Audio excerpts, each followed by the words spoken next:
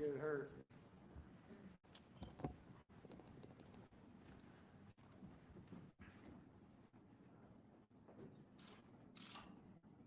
Every once in a while, as president, you get to invite close friends into the Oval.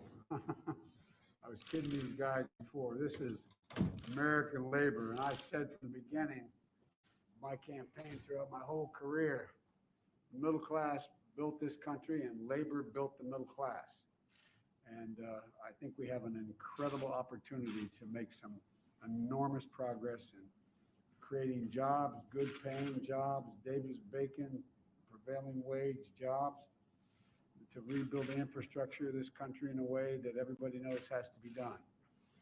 I promised, and a lot of these folks have been my friends for a long, long, long time. As they say in parts of my state, these are the folks that brung me to the dance. And I appreciate their friendship. And as I said, when some of you were in here when I was with the business community, I said, I want to make it clear, I'm a labor guy. And there's no reason why it's inconsistent with business growing either. So what we're doing here today, I asked them to come in. We want to talk about the Recovery Act we have here that we're trying to pass, and I think is going to get done, and building the infrastructure in this country.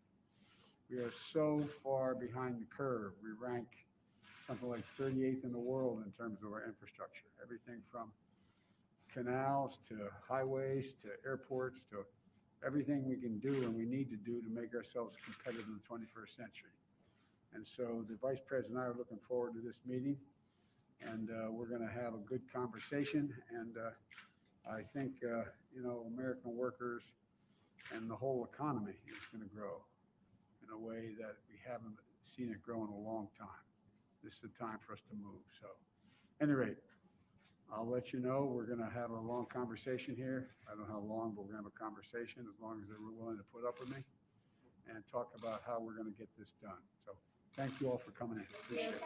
Mr. President, what did you learn from Americans last night about what they want in this plan? I learned based on the polling data, they want everything that's in the plan. Not a joke. Everything is in the plan. The fact is that I asked a rhetorical question. Those who oppose the plan, what don't they like? What particular program don't they like? Don't they want to help people with nutrition? Don't they want to help people be able to pay their mortgages? Don't they want to help people get their unemployment insurance? Don't they want to make sure that people are able to stay in their homes without being thrown out of their homes in the middle of this god-awful pandemic? What don't they like? And the truth of the matter is, the polling data from last night and all the polls you've all done, they come from you guys, not you personally, but your networks and your organizations, show that somewhere between 64 and 69% of the American people think we have to do this. And it's not about the money. It's about, in order to do everything from open schools as we should, to make sure that we're generating income for people who are in real trouble. It's about how much it costs.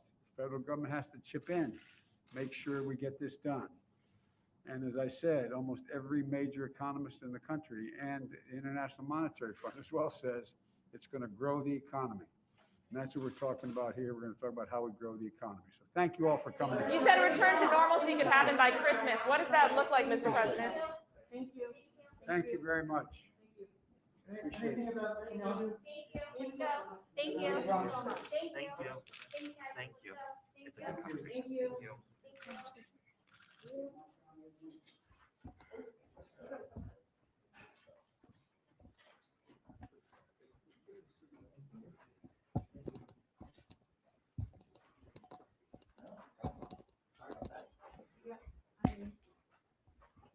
Thank you.